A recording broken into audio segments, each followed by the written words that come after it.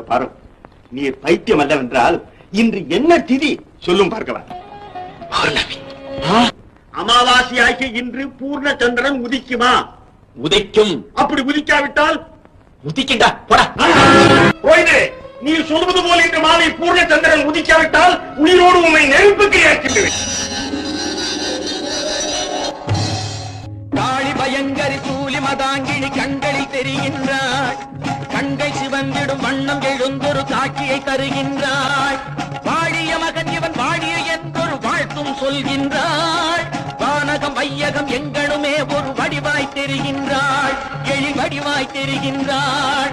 அன்னை தெரிகின்றாள், என் அம்மை தெரிகின்றாள். அன்னை தெரிகின்றாள், என் அம்மை தெரிகின்றாள். ஓம் சக்தி ஓம் சக்தி ஓம் சக்தி ஓம் சக்தி ஓம். இத பாரு,